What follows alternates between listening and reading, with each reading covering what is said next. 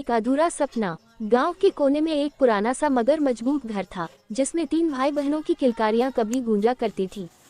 सबसे बड़ी थी निशा, फिर राजबाला और सबसे छोटा रामपाल। वक्त के साथ दोनों बहनों की शादी हो गई और घर की सारी जिम्मेदारी रामपाल के कंधों पर आ गई। रामपाल ने कम उम्र में ही राजगिरी का काम सीख लिया।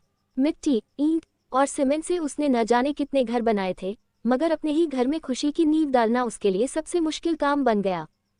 7 साल पहले उसकी शादी गांव रामपुर की रानी से हुई थी।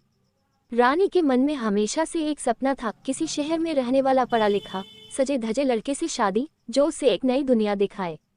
लेकिन किस्मत उसे गांव के सीधे सादे मेहनती राजगीर रामपाल के साथ ले आई। शादी के बाद जब रानी रामपाल के छोटे से घर में आई, तो मानो उसके सारे सपने उसी चौखट पर गिरकर टूट गए। रानी ने कभी रामपाल को उस जगह नहीं दी जिसकी हर पति को अपने जीवन साथी से उम्मीद होती है। वह अक्सर खामोश रहती, ताने देती और खुद को इस रिश्ते से अलग महसूस करती रही। लेकिन रामपाल, वह तो रानी की हर खुशी के लिए हर दिन कुछ नया करता, उसके चेहरे की एक मुस्कान के लिए खुद को भुला देता। इस बीच रामपाल के माँ बाप एक के बाद एक चल बसे। अब घर में केवल 2 ही लोग थे, एक जो हर दिन अपने परिवार को जोड़ने की कोशिश में लगा था और एक जो इस रिश्ते को तोड़ने की चाह में जी रही थी। रामपाल का दिन ईंट पत्थरों के साथ गुजरता और रात तन्हाई में। घर का खर्च, रानी की जरूरतें और अपने दर्द को छुपाकर मुस्कुराना, ये सब उसकी आदत बन चुका था। कभी किसी से शिकायत नहीं की, कभी किसी से सहारा नहीं मांगा। उसे बस एक उम्मीद थी, शायद कभी रानी के दिल में उसके लिए भी कोई जगह बन जाए। मगर क्या हर चाहत को मुकम्मल होने का हक मिलता है? वक्त बीतता गया, मगर रानी के व्यवहार में कोई बदलाव नहीं आया। रामपाल ने कभी किसी चीज की कमी नहीं होने दी, न खाना, न कपड़े, न दवा, न जरूरत। वो अपने हिस्से की रोटी भी छोड़ देता, लेकिन रानी की थाली हमेशा भरी होती। एक दिन गांव में पास के शहर से एक निर्माण कंपनी आई, जो एक नया स्कूल बनवा रही थी। रामपाल को उसमें काम मिल गया। अब उसे रोज शहर जाना पड़ता था और मेहनत भी दोगुनी करनी होती। पर पैसों की आमद थोड़ी बढ़ गई। उसने सोचा, शायद अब रानी को कुछ अच्छा दे पाऊं, शायद अब वो खुश हो जाए। रामपाल ने चुपचाप कुछ पैसे बचाने शुरू कर दिए। कई महीने बाद उसने एक सुंदर सी साड़ी खरीदी और रानी के लिए एक छोटा सा हार भी। उस दिन बहुत उम्मीद के साथ वो घर आया। रानी, देखो, तुम्हारे लिए कुछ लाया हूं, उसने मुस्कुराते हुए साड़ी और हार उसके सामने रख दिए। रानी ने एक बार देखा और फिर मुंह फेर लिया। शहर की चीजें लाने से तुम शहर वाले नहीं बन जाओगे रामपाल। मैं आज भी उसी सपने में जीती हूँ जहाँ मैं किसी और के साथ होती। उसका जवाब रामपाल के दिल को चीर गया। पहली बार उसके चेहरे की मुस्कान गायब हुई। वो चुपचाप साड़ी को वापस ले गया और खुद के कमरे में बैठ गया। रात भर नींद नहीं आई। अगली सुबह वो हमेशा की तरह काम पर निकल गया, मगर उस दिन उसके हाथ कांप रहे थे, मन थका हुआ था। ईंट रखते रखते उसका संतुलन बिगड़ा और वो सीढ़ियों से गिर गया। सिर पर गहरी चोट लगी और सब कुछ धुंधला हो गया। जब गांव वालों ने खबर दी, रानी हड़बड़ाकर अस्पताल पहुंची। पहली बार उसके चेहरे पर दर्द, चिंता और पश्चाताप था। रामपाल बेहोश था, मगर उसकी मुट्ठी में वही साड़ी थी जिसे उसने रानी के लिए खरीदा था। उस एक क्षण में रानी की आंखों से वो अहंकार बह निकला, जो बरसों से उसकी आंखों में था। उसे एहसास हुआ कि उसने जिसकी चाहत को ठुकराया, वही इंसान तो उसकी दुनिया था। चंद दिनों में रामपाल को होश आ गया। रानी उसके पास बैठी थी, उसकी हथेली थामे। रामपाल, उसकी आंखें भर आईं, क्या मुझे फिर से मौका दोगे? इस बार तुम्हारे साथ सच में जीने का मन है। रामपाल ने उसकी ओर देखा, मुस्कुराया नहीं, बस सिर हिलाया। हाँ। और उस दिन पहली बार उनके घर में 2 दिलों की धड़कनें एक साथ सुनाई दी। रामपाल की तबीयत धीरे धीरे ठीक हो रही थी। रानी हर वक्त उसके साथ रहती, दवा, खाना, सेवा, जो कभी उसने किया ही नहीं, अब वही उसका सबसे बड़ा काम बन गया था। गांव की औरतें हैरान थीं, मगर अंदर ही अंदर खुश भी। सब कहते, रानी अब असली जीवन साथी बन गई है। कुछ महीने बाद रामपाल फिर से काम पर लौट आया, मगर अब अकेला नहीं था। रानी रोज दोपहर उसका खाना लेकर साइट पर पहुंचती और दोनों पेड़ की छांव में बैठकर साथ खाते। गांव के लोग ये बदलाव देखकर हैरान थे, मगर रामपाल की आंखों में एक सुकून था जो पहले कभी नहीं दिखा था। वक्त की रफ्तार चली और एक दिन रानी ने रामपाल को ये खबर दी, मैं मां बनने वाली हूँ। रामपाल की आंखें भर आईं। वो खुशी रोकर जाहिर नहीं करता था, मगर उस दिन उसकी आंखों में चमक थी, जैसे बरसों की तपस्या का फल मिल गया हो। गांव में फिर से रौनक लौट आई। रामपाल ने अपने पुराने घर की मरम्मत शुरू कर दी। अब वह सिर्फ मजदूर नहीं, एक जिम्मेदार पति और बनने वाला पिता था। गांव के युवा अब उससे सलाह लेते, काम मांगते। उसने अपने अनुभव से कई लोगों को काम सिखाया और रोजगार दिलवाया। कुछ महीनों बाद एक सुंदर सी बेटी ने जन्म लिया। रामपाल ने उसका नाम प्रभा रखा, क्योंकि वह उनके जीवन में सचमुच एक नई रोशनी बनकर आई थी। रानी अब पूरी तरह बदल चुकी थी। उसे अब समझ आया था कि सपनों से बढ़कर वो सच्चा साथ होता है, जो बुरे वक्त में भी तुम्हारा हाथ थामे रहता है। रामपाल का घर अब भी छोटा था, मगर उसमें वो सब कुछ था, मोहब्बत, सम्मान, उम्मीद और अपनापन। एक दिन जब प्रभा गोद में थी, रानी ने रामपाल से कहा, अगर फिर से जिंदगी मिली तो मैं फिर तुमसे ही शादी करूंगी, बिना किसी सपने के, सिर्फ तुम्हारे साथ जीने के लिए। रामपाल मुस्कुराया और इस बार मुस्कान के साथ उसकी आंखें भी भीग गईं। समय जैसे पंख लगाकर उड़ता गया। प्रभा अब 16 साल की हो गई थी, तेज, होशियार और पिता पर गई मेहनती।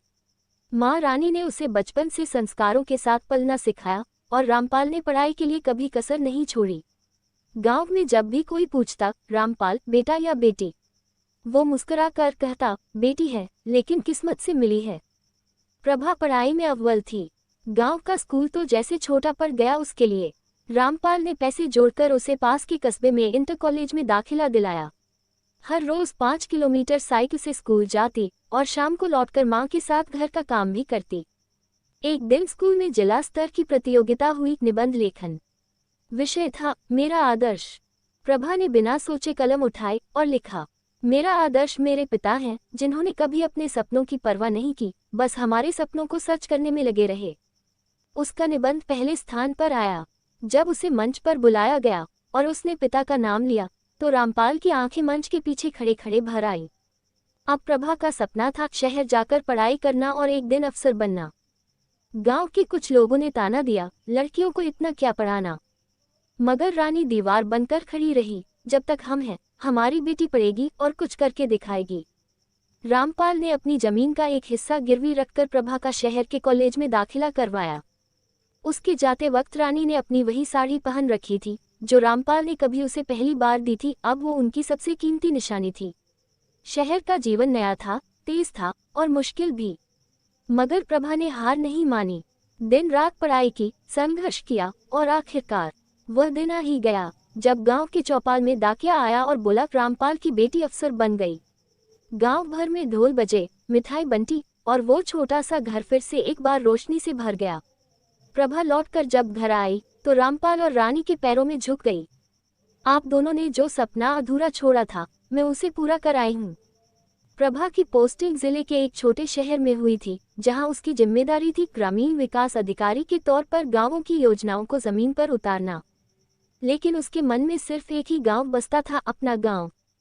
पहले ही मौके पर उसने अफसर बनने के बाद जो पहला आवेदन दिया, वह अपने गांव में स्कूल की मरम्मत, एक स्वास्थ्य केंद्र और लड़कियों की स्कॉलरशिप योजना के लिए था। गांव वालों को जब पता चला कि अब रामपाल की बेटी अफसर बन गई है, तो पहले तो उन्हें यकीन नहीं हुआ, फिर गर्व से छाती चौड़ी हो गई।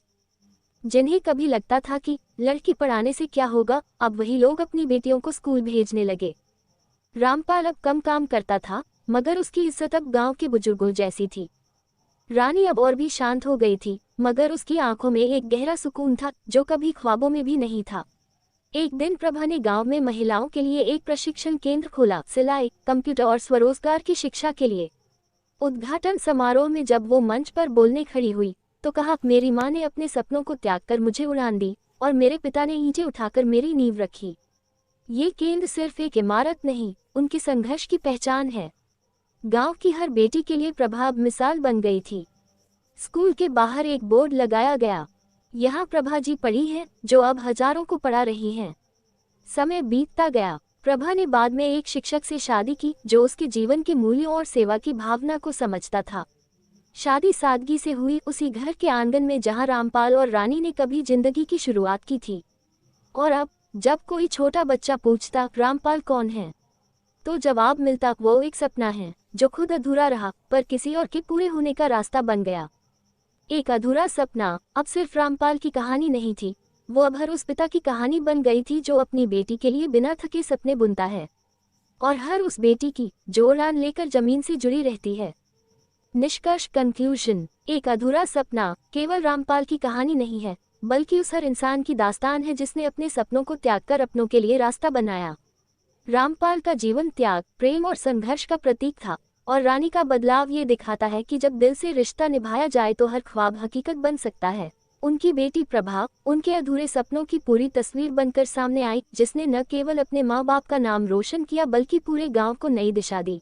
सारांश समरी, ये कहानी एक गरीब मगर मेहनती राजगीर रामपाल की है, जिसने अपने माता पिता के निधन के बाद घर की जिम्मेदारी संभाली और गांव की रानी से विवाह किया। रानी शहर के सपनों में उलझी रही और रामपाल के त्याग को नहीं समझ सकी, पर समय के साथ उसकी सोच बदली। रामपाल की ईमानदारी और प्यार ने उसे बदल दिया। उनकी बेटी प्रभा ने अफसर बनकर न सिर्फ अपने परिवार बल्कि पूरे गांव का भविष्य उज्जवल किया। कहानी त्याग, प्रेम, बदलाव और प्रेरणा की एक जीवंत मिसाल बन जाती है। एक अधूरा सपना। अगर आपको ये कहानी दिल से छू गई हो तो इसे लाइक करें, शेयर करें और अपने विचार कमेंट में ज़रूर बताएं।